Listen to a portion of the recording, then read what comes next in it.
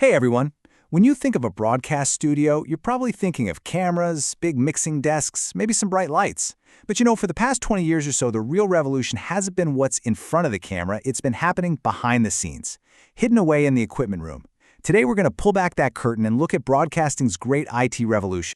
And just so you know where we're coming from, this is part 38 of a pretty deep 40-part series all about modern broadcast studios, put together by Virtualization Options LLC.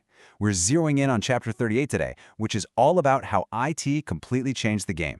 So let's jump right in. The core of this whole transformation is a really simple but kind of radical idea. Your modern TV studio isn't really just a studio anymore. It's basically a high-performance data center. Seriously. The very same ideas that power the biggest tech companies, networking, servers, storage, that's the engine that's creating and delivering all the shows we watch. Which, of course, leads to the big question, right? What on earth does a TV studio actually have in common with a data center?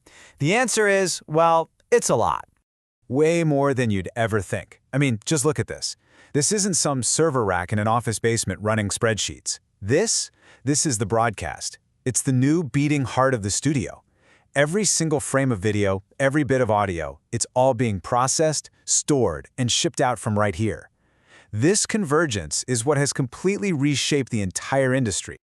To really get this, we've got to talk about how signals actually move around.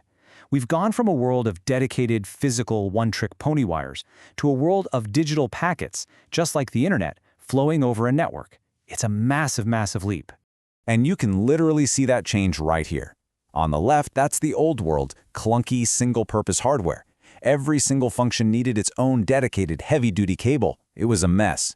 Now, look at the right. That's today. It's clean, it's efficient IT gear where all those complicated signals are now just simple data zipping around on standard network cables. Okay, so here's the crucial difference in how signals get from A to B. The traditional studio on the left, which used a standard called SDI, was basically like an old-school telephone switchboard. Every connection had to be physically patched. You needed these huge, wildly expensive routers just to send a camera feed to a monitor. But the modern IP studio on the right, it thinks like the internet. Any signal can be sent anywhere at any time using standard off-the-shelf network switches. And that flexibility, that is the absolute game changer. So what's the actual tech making all of this incredible stuff possible? Let's take a look under the hood at the new broadcast blueprint. The cornerstone of this whole new world is a standard called SNMP ST2110. Now, don't let the name scare you. What it does is genius. Instead of just sending one big digital box with the whole TV signal inside, it smartly unpacks everything first. It separates the signal into its core ingredients, the video, the audio, and all the data. The industry calls these essences. As you can see, you get these totally separate, independent streams for video, audio, and data like closed captions. So what does that actually get you? Well, it means you could send the main video feed to master control, while at the same time send the English audio to one place, the Spanish audio to a totally different place, and the captions to a third. You can mix and match all the pieces without ever having to touch the whole package. This level of flexibility was just a dream in the old world. But, and there's always a but, all this freedom comes at a price, and that price is bandwidth. A single uncompressed 4K video stream needs a mind-boggling 12 gigabits per second. To put that in perspective for you, that's like trying to download about 3 full-length HD movies every single second. This is exactly why the network inside a broadcast facility is a whole different beast than what you've got in your office. So yeah, handling that insane amount of data is just hurdle number one. Broadcast IT faces this unique set of challenges that go way, way beyond a normal corporate network.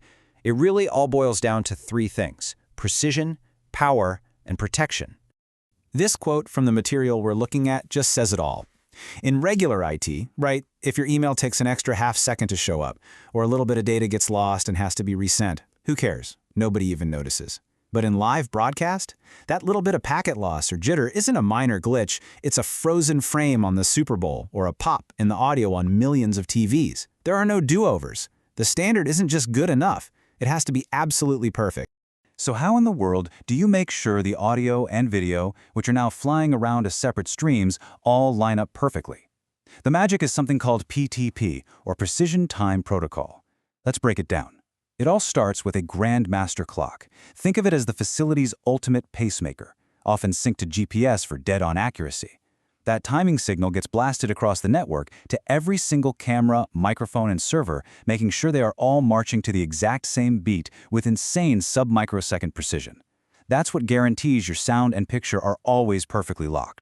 Then you've got reliability. For a broadcaster, going dark is not an option. It just can't happen. Uptime is measured in nines. So when we show you 4 nines here, we mean 99.99% uptime. That translates to less than an hour of total downtime over an entire year. Anything less can trigger massive fines and lose millions in ad revenue. It's totally non-negotiable. And of course, because everything is now connected to everything else, cybersecurity has become a brand new battleground. When your main servers are on a network, they're suddenly vulnerable to the same nasty threats as any computer, from ransomware attacks to someone trying to manipulate your content. Protecting the broadcasts is everything. So when you take this IP-based flexibility and you combine it with that rock-solid reliability, where does that all lead? Well, all these technologies are pushing broadcasting toward its next great adventure, the studio in the cloud. A perfect example of this in action is a workflow called REMI, which stands for Remote Integration. Picture a big football game. Instead of sending a massive production truck and a crew of 50 people across the country, with REMI, you just send the cameras and mics.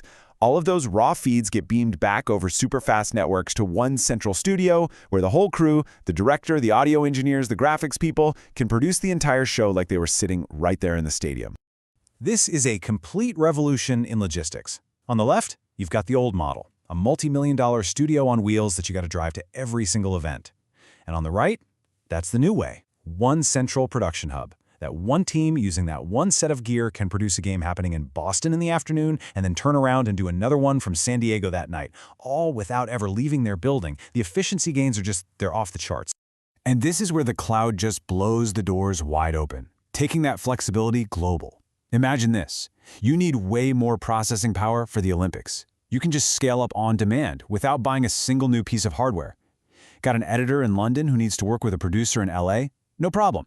They can collaborate on the exact same project in real time. The cloud gives you a level of agility that was just science fiction back when everything was physically locked in one building. So this whole IT revolution leaves us with one last big provocative question. For decades, a broadcaster was defined by its physical building, by the studio walls. But as we've just seen, those walls have been completely vaporized by technology. So when a professional-grade studio can exist anywhere you have a camera and a decent internet connection, who gets to be a broadcaster now? The lines are blurring. And the future of who gets to create our media, well, it's more wide open than it has ever been before.